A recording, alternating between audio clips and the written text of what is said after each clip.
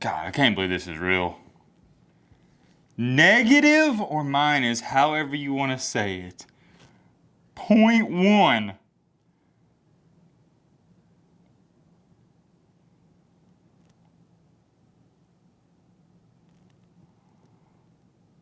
Nah, that's crazy. And guess what, Florida State fans? You can't use the excuse of, oh, well, we didn't want to be there. We're supposed to be in the playoff. Hey, that's over. What are you going to say about this? You just got to own this. Georgia Tech whooped your butts.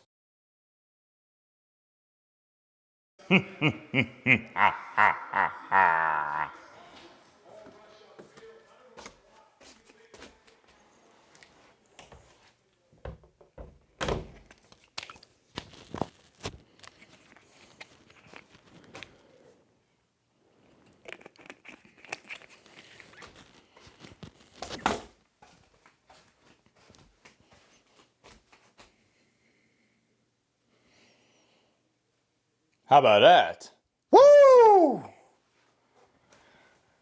Man, oh man. Guys, ladies and gentlemen, boys and girls, does it get any better than that? And trust me, I got a lot to say, we got a lot to get into, but come on. From a college football fan's perspective, that game in week 0, for Christ's sake, it's everything I asked for. I didn't want it to be a blowout. I didn't want to see Georgia Tech or vice versa, Florida State blow out one team, and I'm sitting here at 12:30. I'm like, all right, pretty much a waste of week 1. Not a good start, but no, it wasn't any of that. It was exactly what I was looking for, what I wanted to see. A close game down to the wire, and it was that. And hold on. Oh, okay. I was saying I was missing something. The whiteboard. Let me say this too. This is not the official quote-unquote I'm back video. We'll say that for week 1 because I don't really consider week 0 a legitimate, or the legitimate start to the season, because normally you don't even have a really good game. You just have a bunch of FCS team playing or low D1 teams playing. But we did have Florida State, the Cinnamon Rolls, by the way. Shout out to the Cinnamon Roll fan base. I will talk about y'all in a second. And we had Georgia Tech. But anyways, let me get the whiteboard. Next week is official when I'm back. Because you already know, we're going to be doing we might have 5 to 6, maybe 7 reaction videos next week alone. So be ready for that. Let me get the whiteboard. Oh my goodness, man. Words can't describe the feeling going through me right now. Just getting this whiteboard. We're close, man. Well, I don't know. It depends how you are. Some people don't count week 0. Like I said, I don't know. I guess I'm not going to count it, but the fact I'm setting up this whiteboard, it's been in the office for the past 6 months, haven't been touched. The fact I'm setting this back up just gives me great feelings, and it lets us know, and you guys know the whiteboard's a staple of the channel. We are close to being back. I'm just having a great day, man. Hope you guys are having a great day as well. Hope you enjoy some college football. I started off my morning with some coffee, cooked breakfast, went golfing at 6:30 a.m. I believe I shot a 78. Not bad. Left some shots out there on the course. I feel like I didn't play good, but a 78, it's okay. I was pleased with it to a certain extent. You know what I mean? You can always play better, but I'm never going to be mad at a 78. Then hopped in the shower, watched DJ Oogabadoogie and the Cinnamon Rolls, just completely put on that, I guess you'd call it what's the word I'm looking for here? A debacle of a performance. And some people would say an embarrassment of a performance. We'll get to all that in just a second. I got a lot to say. I want to make this video short, but if it turns out to be a 20-minute video, sorry, I'm not sorry. All right. Before I even use the whiteboard, we'll just... that'll be okay over there. Let me get into my immediate thoughts and reaction. We'll start out with this. I was wrong. Way to kick off my season prediction-wise. I'm 0-1. I did predict Florida State to win this game 35-17. And the reason behind that still stands. It still holds true. I thought Florida State was going to be better than Georgia Tech, and I really believed they were going to be able to bully them and just run down their throats, and Georgia Tech wouldn't be able to stop them. And I also thought Florida State's defense would have showed up a little bit, but they did not. And I stated in my preview/prediction video, and I stand 10 toes down on this, I said it, but I was totally wrong. I said word for word that Georgia Tech, compared to Florida State, isn't better than Florida State at anything. Come to find out, it was the opposite. Georgia Tech just went out there and whooped their butts. I think the score is deceiving. If you take away special teams, Georgia Tech just soundly won that game. Georgia Tech was the better offensive team, the better defensive team. Overall, the better team. It's as plain and as simple as that. And that's what had me dumbfounded when I was sitting on my couch downstairs watching the game. I don't want to say I couldn't believe what I was watching, but it's more so I'm like, dude, Florida State, you are the better team. You have more talent. What is going on? When are they going to wake up? I thought they were just sleepwalking through the first quarter, the second quarter. No, that's how the whole game went. And guess what, Florida State fans? You can't use the excuse of, oh, well, we didn't want to be there. We're supposed to be in the playoff. Hey, that's over. What are you going to say about this? You just got to own this. Georgia Tech whooped your butts. And before we go any farther, I sometimes fail to do this, but I'm going to do it right now. Clap it up to Georgia Tech. I hope I rant and rave on this more later in the video, but there's more things I want to say about Florida State. Heck of a performance. I'd say it's hard to gauge what type of game they play because, here's Mike, we've only seen them play this one game, but I'd say that's close to their B+ or A game. Georgia Tech, and I don't mean this in a disrespectful way, they look like a football team. And I don't mean a football team. I mean a football team. If you know, you know. There's levels to it. They look like the real deal.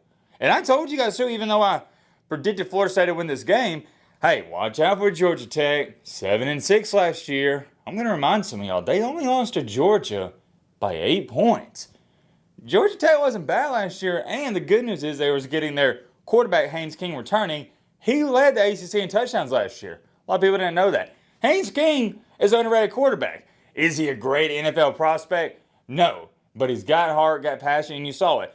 He's not the best passer, but he makes up for it with his running ability. He's not a fast runner, but he's like, it's hard to describe. Okay, I've seen guys like this before. You watch him run, and you're like, he kind of looks a little, I don't want to say unathletic, but it's unorthodox. Unorthodox. Yeah, there we go. Sorry, I'm having trouble with that word. But he just like it's really awkward. He's like squirming in and out of holes, and it's almost like he's made it out of rubber, and he turns a 2-yard gain into an 8-yard gain. That's Haynes King. Major props to him, props to the head coach. Georgia Tech's offensive line just completely bullied Florida State, and same thing for Georgia Tech's defensive line. They bullied Florida State's offensive line. Everything Georgia Tech did to Florida State, I thought it was going to be flip-flopped. I thought Florida State was going to bully Georgia Tech, but it was the other way around. I'll talk more about Georgia Tech later in this video, but we all know the main focal point is Florida State. They lost. I expected Florida State's offensive line to be really good, and they weren't. I expected their defensive line, the front seven, to be really good, and they were not. I could go on and on. The only thing I nailed on the head about Florida State is their quarterback play.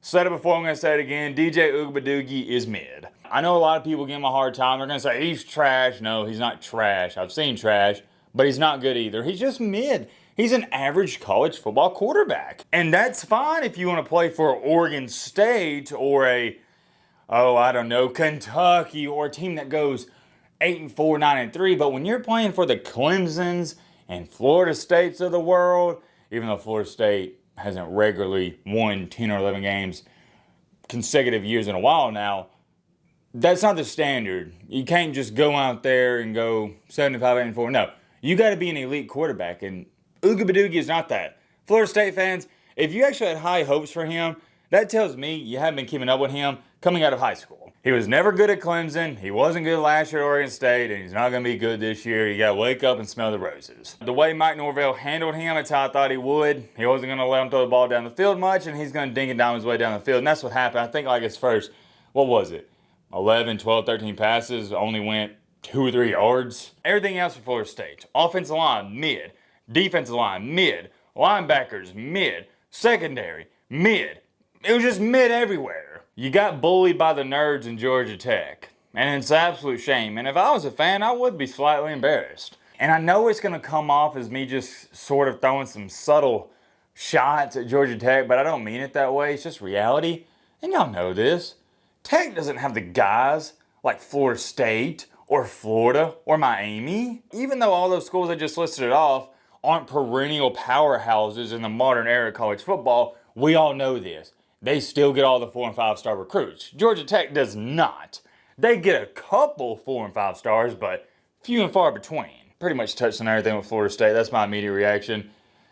They're soft, and that's the best way I can describe what I saw. They're a soft football team, and they got exposed today because Georgia Tech, they weren't soft. They were a hard-nosed and physical football team. And I'm glad Georgia Tech won, not because I hate Florida State. I don't know why some people think I do. But they deserved to win that football game. They outplayed them. It's not like one of those things where Georgia Tech won on a Hail Mary. No. Even Florida State fans know you shouldn't have won the game. The only thing that kept Florida State in the game was you got the 2-point conversion. Your kicker made, what was it, a 52-yard bomb. Then he made a 59-yard bomb. And then Georgia Tech's kicker missed a 50-yarder. If it wasn't for Florida State's special teams playing out of their mind, this game wouldn't even been close. Oh yeah, too, I was talking to one of my buddies about this. We was texting about it during the game. What was up with it when it was the last drive where Florida State got 2 4th-down conversions? By the way, great throws by DJ Ugabadoogie on both of those plays. But before the last 4th down, they ran the ball. Mike Norvell called a run play on 3rd and 9. What? 3rd and 9. What was that about? And it's not even just that. There was a couple on the same drive, by the way. It was like an 8-minute drive, 15 plays or something along those lines. There was a couple 2nd and 8, 2nd and 9s where they just ran it on 1st down, got 1 yard, and they ran it again on 2nd and 9. That doesn't make any sense to me either. Of course, running on 3rd down, we can say, oh yeah, that's kind of dumb when it's 3rd and 9, you need a pass. But running it on 2nd and 9... after you got 1 yard, they did it multiple times. That was a head scratcher to me as well. I guess you can't even say, oh, well, they're trying to establish a run. It's the 4th quarter.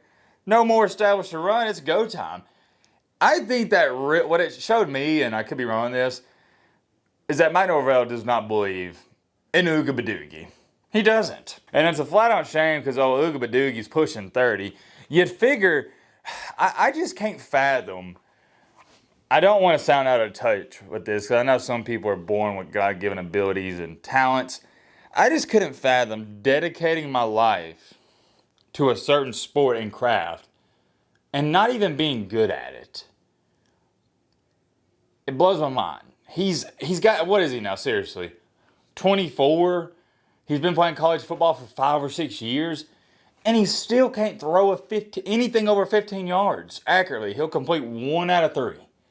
I just can't fathom that. I don't know, man. I guess you attribute it to some people got it and some people don't. That's all I know to say. Oh yeah, too, shout out to Georgia Tech's kicker. He missed the first kick and he bounced back in a resilient way and made the game winner. And a lot of people give kickers a hard time, but y'all don't understand how hard it is for a kicker. Nick Saban had the best analogy. You literally got to be a silent assassin. You got 1 shot, 1 opportunity. You're coming straight off the bench, ice cold, and you got 1 shot. That's not, I don't care what anybody says, that is not an easy thing to do, making a game-winning kick. A lot of nerves, a lot of pressure, and especially after you miss your first one, he went in there. Remind me of middle school one time in 7th grade PE class back in the White Randy days. Mic up here. I remember, so we was down 7, scored a touchdown. I think I caught like an 83-yarder, but that's not the point of the story. The point of the story is I cut it, down 7, 83-yard touchdown, cut it to 1. There was like, I think 5 or 6 seconds left. And we were talking about debating for going for 2, but it's kind of a risky move. If I kick the extra point, it's just, an easy way to get into overtime. You might have a better chance. But our kicker, he didn't show up that day to school. I don't know. He was sick, had the flu. And I was sort of like the backup, but I was an athlete, so I could do a little bit of everything. But our kicker never missed a day of school, so although I was the backup, or I might have been the 3rd stringer, I wasn't going out there and kicking regularly. I think the last time I actually kicked like an extra point, PAT, whatever you want to call it, was 5 months before that. And I was kind of nervous. I ain't going to hold you, but I walked back there. Didn't really try to think about it too much. Just made good contact. And Boom. Right down the middle. Very similar to Georgia Tech's kick. Now his was a little more left, mine was more down the middle, but really besides the point, great kick. I believe his last name was Burrs. Let's get into the whiteboard because there's some stats I want to show you guys, at least a couple that intrigue me. All right, here we go. Should be able to see that. Oh, sorry guys.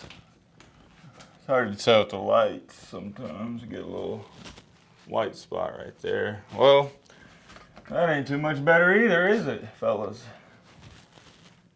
Yeah. Okay, rushing yards.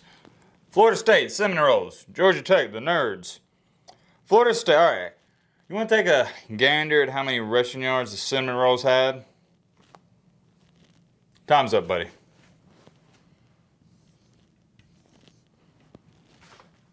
98. 98 rushing yards. Somebody were to tell me heading into this game that Florida State was going to have 98 rushing yards, I'd be like, whew, 98 rushing yards. They more likely lost than they did. On the contrary, you want to take a gander at how many rushing yards Tech had? It's a lot more than 98. Time's up, buddy. 190. 98, 190. But here's the big difference. You know how many yards per carry Florida State average? This is bad. 3.2. Yikes. On the contrary, for Georgia Tech, 5.3. That is going to get the job done. And you guys saw it. You don't need to see the numbers. Georgia Tech just ran them over. Especially on Haynes King. Haynes King had 15 carries for 54 yards. Haynes had 11 carries for 75 yards, 2 tutties. And even Chad Alexander, 7 carries, 41 yards. They just Donkey Kong smashed them. And, you know, looking at Ugabadugi's stats, he wasn't even, like I say, he wasn't bad. 19 for 27, it's okay. And 190, 0 touchdowns, 0 INTs, QBR 77. It's okay.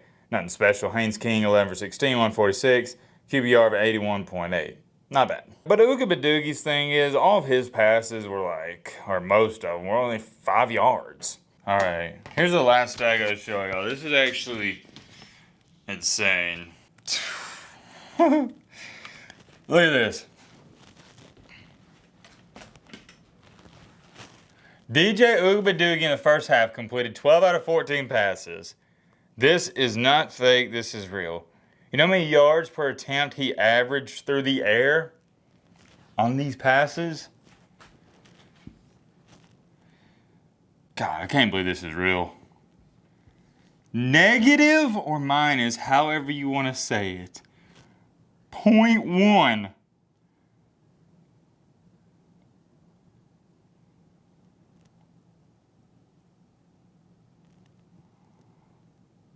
Nah, that's crazy.